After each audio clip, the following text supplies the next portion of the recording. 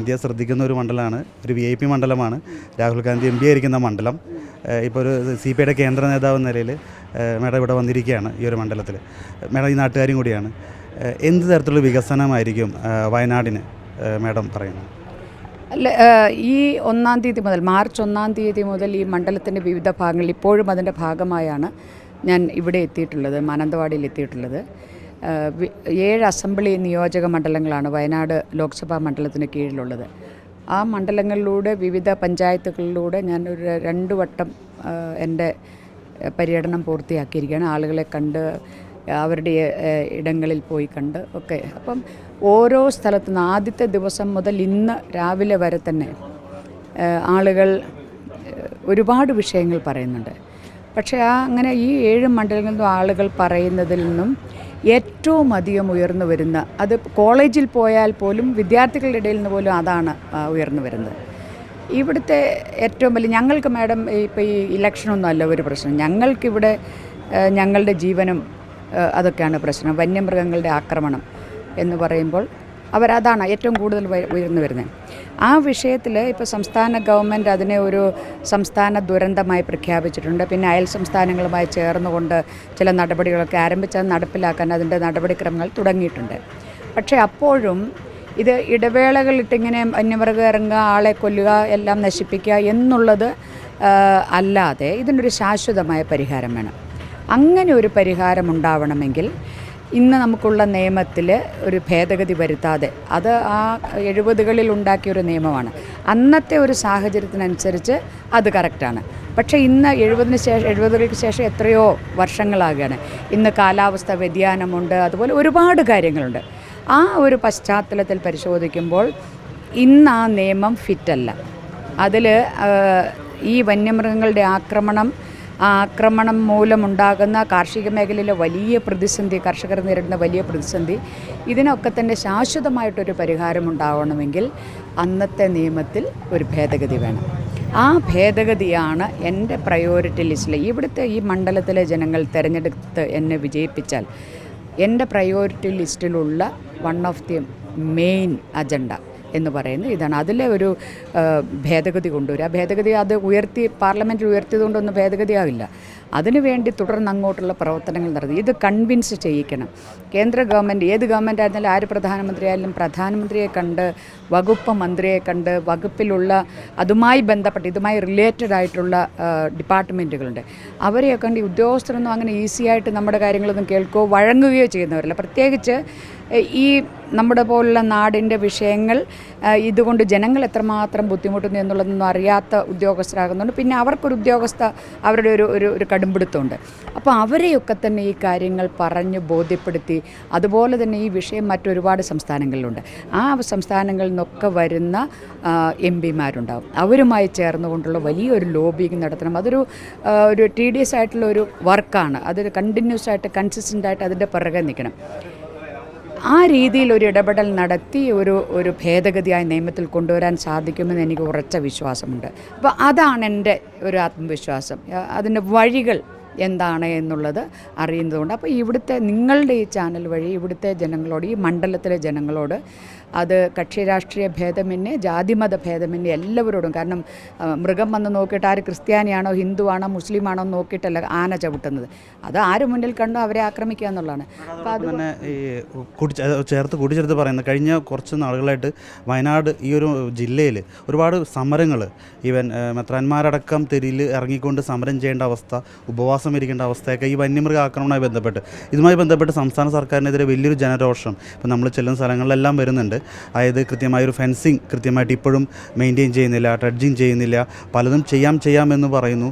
ഇതിനൊക്കെതിരെ വലിയൊരു ജനരോഷമുണ്ട്. അത് ഈ തെരഞ്ഞെടുപ്പിനെ ബാധിക്കുമെന്ന് പേടിയും? ഈ വിഷയം തീർച്ചയായിട്ടും ജനരോഷമുണ്ടായി, അതുണ്ടാകും.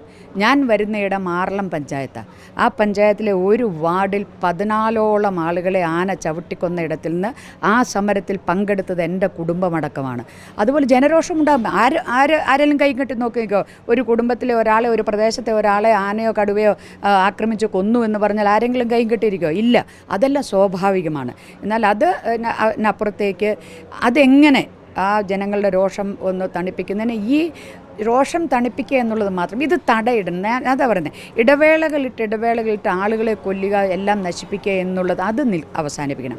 അതുകൊണ്ടാണ് ഇടതുപക്ഷ ഗവൺമെൻറ്, സഖാവ് പിണറായി ഗവൺമെൻറ് ഒരു തീരുമാനമെടുത്ത് ഈ ദുരന്തത്തെ ഒരു സംസ്ഥാന ദുരന്തമായി എന്തുകൊണ്ടാണ് അങ്ങനെ പ്രഖ്യാപിക്കുന്നത്? ഇന്ന് നിലവിലുള്ള നിയമം അനുസരിച്ച് ആനയോ മൃഗങ്ങളോ വന്യമൃഗങ്ങളോ ആക്രമിച്ച് ഒരു ജീവിതകാലം മുഴുവൻ കിടപ്പിലായി പോയാൽ പോലും 10,000 രൂപ മാത്രമാണ്, 10,001 രൂപ കൊടുക്കാൻ ഈ നിയമം അനുവദിക്കുന്നില്ല. അതേപോലെ ജീവൻ എടുത്താൽ 10 ലക്ഷമാണ്, അതിനപ്പുറത്ത് 10,01 രൂപ കൊടുക്കാൻ നിയമം അനുവദിക്കില്ല.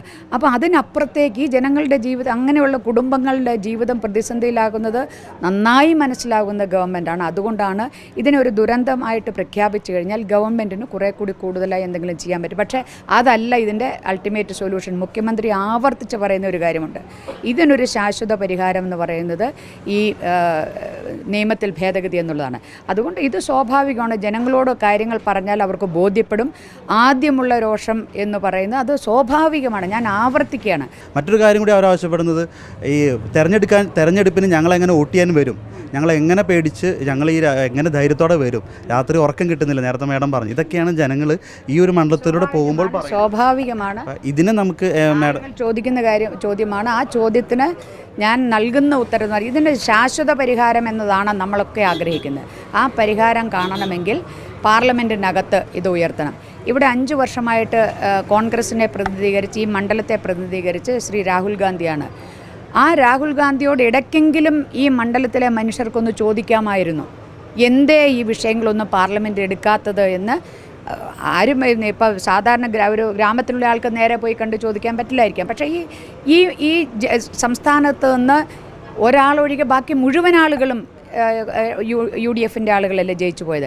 അവരെങ്കിലും ഇടയ്ക്കൊന്ന് ഈ ശ്രീ രാഹുൽ ഗാന്ധിയോട്, ഇതാ നിങ്ങളുടെ മണ്ഡലത്തിൽ ഈ വിഷയമുണ്ട്, ഇത് പാർലമെൻറ്റിലൊന്ന് ഉയർത്തുകയെങ്കിലും വേണം എന്ന് പറയാനുള്ള ആ ഒരു പ്രതിബദ്ധത ഈ ജനങ്ങളോട്. ഇത് ടേക്കൻ ഫോർ ഗ്രാൻറ്റഡ് ആണ്. ജനങ്ങൾ വയനാട്ടിൽ ഞാൻ VIP ആണ്, അതുകൊണ്ട് നിങ്ങളും തുടക്കത്തിൽ പറഞ്ഞ ഇതൊരു VIP മണ്ഡലമാണ്. എന്ത് VIP മണ്ഡലം? ജനങ്ങൾ VIPകളല്ലാത്ത ഒരു മണ്ഡലവും VIP അല്ല. ജനങ്ങളുടെ വിഷയത്തിൽ അവരോടൊപ്പം ജനപ്രതിനിധി നിൽക്കുക എന്നുള്ളത് ജനങ്ങളുടെ അവകാശമാണ്. അങ്ങനെ കൂടെ നിൽക്കുക എന്നുള്ളത് ഒരു ജനപ്രതിനിധിയുടെ ഔദാര്യമൊന്നുമല്ല. അങ്ങനെ ഇല്ലാത്തത് എങ്ങനെ ഒരു മണ്ഡലം VIP മണ്ഡലമാകുന്നു എന്ന് എനിക്ക് മനസ്സിലാവുന്നില്ല. ആള് VIP ആവാം. Shri Rahul Gandhi, of course I respect him, I salute him, everything. അദ്ദേഹം ഞങ്ങൾ ഒരുമിച്ച് പല വിഷയങ്ങളിലും പോരാടുന്നവരാണ്, അല്ലെങ്കിൽ അത്തരത്തിലുള്ള പ്രവർത്തനങ്ങൾ നടത്തുന്നവർ. ഇന്ത്യ മുന്നണിയുടെ പാർട്ടികളാണ് ഞങ്ങൾ രണ്ടുപേരും, ഇടതുപക്ഷവും അതിനോടൊപ്പമാണ്. പക്ഷേ അങ്ങനെയൊക്കെ ആയിരിക്കുമ്പോഴും അത് അങ്ങനെയൊക്കെയാണ്, അല്ലെങ്കിൽ ഞാൻ ഒരു നേതാവാണ് എന്നുള്ളത് കൊണ്ട് എൻ്റെ ഉത്തരവാദിത്തത്തിൽ നിന്ന് 1 ഇഞ്ച് പോലും ഞാൻ പുറകോട്ട് പോകില്ല. അതാണ് ഇടതുപക്ഷം. പക്ഷേ അദ്ദേഹം എന്നോട് ചോദിച്ചു, ഞാൻ പറഞ്ഞല്ലോ 1-ാം തീയതി മുതൽ 2 ചോദ്യങ്ങളാണ് ഞാൻ കേട്ടത്. 3-ാമത്തെ ചോദ്യമാണ്, അല്ലെങ്കിൽ 1-ാമത്തെ ഒരു ചോദ്യമാണ് ഈ വന്യമൃഗങ്ങളുമായി ബന്ധപ്പെട്ട് രൂക്ഷമായി ചോദിച്ച 2. ഇനി എപ്പോൾ വരും? അടുത്ത തെരഞ്ഞെടുപ്പിലേ കാണുള്ളായിരിക്കും അല്ലേ? 2-ാമത് നിങ്ങളുണ്ടാകുമോ ഇവിടെ? ഇത് 2 രൂക്ഷമായിട്ട് ആര് സ്നേഹത്തോടെയല്ല ചോദിക്കുന്നത്. ഞാൻ ചോദിച്ചു, എന്തേ അങ്ങനെ എന്നോട് ചോദിക്കാൻ? അപ്പോഴാണ് പറഞ്ഞത്, ആനയും കടുവയും ഒരുപാട് തവണ വന്നു ഈ മണ്ഡലത്തിൽ, ഈ മണ്ഡലത്തിൻ്റെ പല ഭാഗത്തും. അതിൻ്റെ പകുതി തവണ പോലും ഞങ്ങൾ ഇത്രയേറെ ഭൂരിപക്ഷത്തിൽ, ഇത് പറയുന്നത് സാധാരണ സ്ത്രീകളാണ്, ഇത്രയേറെ ഭൂരിപക്ഷത്തിൽ തിരഞ്ഞെടുത്ത് അയച്ച ഞങ്ങളുടെ MP വന്നിട്ടില്ല. ഇന്നലെ വരെ ഇടതുപക്ഷത്തിന് വോട്ട് ചെയ്തുകൊണ്ടിരുന്ന സ്ത്രീകളും അതിൽ ഉൾപ്പെടുന്നു എന്നുള്ളത് പ്രത്യേകം ഞാൻ എടുത്തു കൊടുക്കുക. വലിയ പ്രതീക്ഷയായിരുന്നു. ഒരു പ്രധാനമന്ത്രിയാകും എന്നുള്ള പ്രചാരണം നടത്തിയാൽ സാധാരണക്കാർ വിശ്വസിക്കും. ആ വിശ്വാസത്തിന് പുറത്താണ് അത്ര വലിയ. അപ്പം ഞാൻ അദ്ദേഹത്തെ മറ്റൊന്നുമല്ല, ഒരു ജനപ്രതിനിധിയായാൽ പ്രധാനപ്പെട്ട ഉത്തരവാദിത്തം ആ മണ്ഡലത്തിലെ ജനങ്ങളുടെ വിഷയങ്ങൾ, അത് പ്രത്യേകിച്ച് ഇത് ജീവനും ജീവനോപാധിയുമായി ബന്ധപ്പെട്ട വിഷയമാണ്. അതിനൊരു ശ്രദ്ധ കൊടുക്കാതെ പോവുക എന്ന് പറഞ്ഞാൽ അത് ഈ മണ്ഡലത്തിലെ ജനങ്ങൾ ടേക്കൻ ഫോർ ഗ്രാൻറ്റഡ് ആണ്. ഈ സംസ്ഥാനത്തെ കോൺഗ്രസ് നേതൃത്വം അങ്ങനെ തന്നെയാണ് കരുതുന്നത്. അല്ലെങ്കിൽ ശ്രീ രാഹുൽ ഗാന്ധിയോട് ഈ വിഷയം പറഞ്ഞുകൊണ്ട് അദ്ദേഹത്തെ ഇത് പാർലമെൻറ്റിൽ എടുപ്പിക്കാമായിരുന്നു. ഈ അമെൻമെൻറ്റ് രാഹുൽ ഗാന്ധി പാർലമെൻറ്റിൽ എണീറ്റ് നിന്ന് ഈ വിഷയം ഉയർത്തിക്കഴിഞ്ഞാൽ ഇതിനെല്ലാവരും പിന്തുണയ്ക്കില്ലെന്നാണോ കരുതുന്നത്? അല്ല. അദ്ദേഹത്തെ പോലെ ഒരാൾ പറയുമ്പം ചിലപ്പം മറ്റ് സംസ്ഥാനങ്ങളൊക്കെ ചേരും. പക്ഷേ അങ്ങനെ ഒരു തവണ പോലും അൺഫോർച്ചുനേറ്റ്ലി അദ്ദേഹം അത്തരം ഒരു ശ്രമം നടത്തിയിട്ടില്ല.